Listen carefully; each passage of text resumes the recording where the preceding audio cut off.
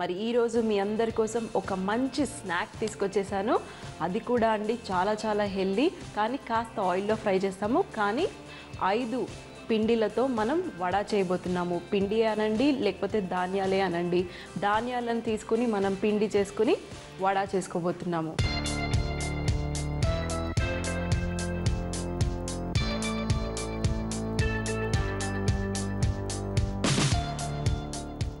మొక్కజొన్న పిండి 1, అలాగే గోధుమ పిండి అన్నీ ఒక్కొక్క చిన్న కప్పు మీరు వేసుకోవచ్చు.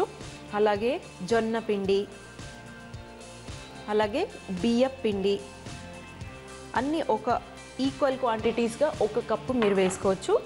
కానీ ఇది మినప్పిండి, 1 కప్పు మిగతా ధాన్యాల పొడి తీసుకుంటే మీరు ఒక 1.5 కప్పు మినప్పిండి తీసుకోవచ్చు. సో ఇది మన ఇంట్లో ఉన్న మినపప్పుని ఏం చేశానంటే గ్రైండ్ చేసుకున్నాను అంతే. అన్ని ధాన్యాల పొడి వేసేసుకున్నాను. ఒక్కసారి మిక్స్ చేసుకుందాము. ఇందులో తగినంత సాల్ట్,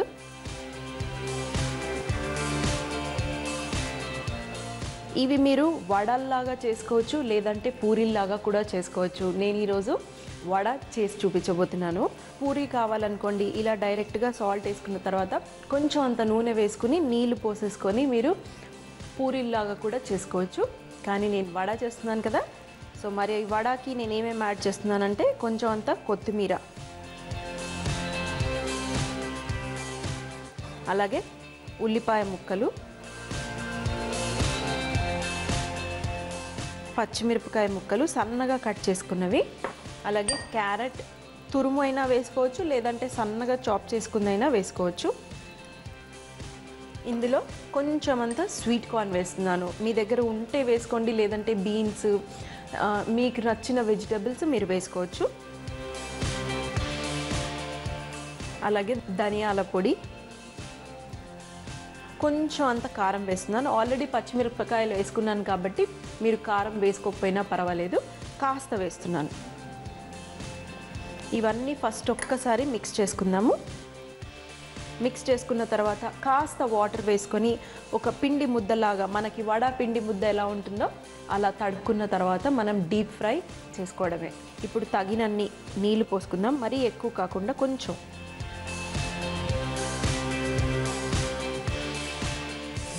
మనం నీళ్లు పోసుకునే తడిపే ముందు కాస్త నూనె కూడా వేసుకుంటే బాగుంటుంది, కొంచెం సాఫ్ట్గా మనకి అవుతుంది. సో ఒక చిన్న టీ స్పూను నూనె వేసుకొని అన్నీ ఇప్పుడు తగినన్ని నీళ్ళు పోసుకొని మిక్స్ చేసేద్దాం.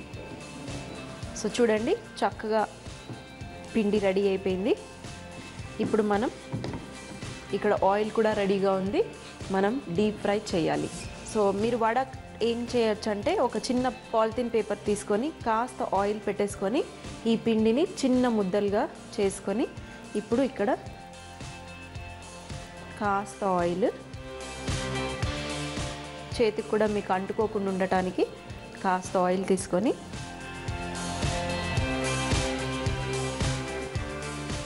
మరీ సన్నగా కాకుండా కొంచెం లావుగా చేసుకుంటే బాగుంటుంది.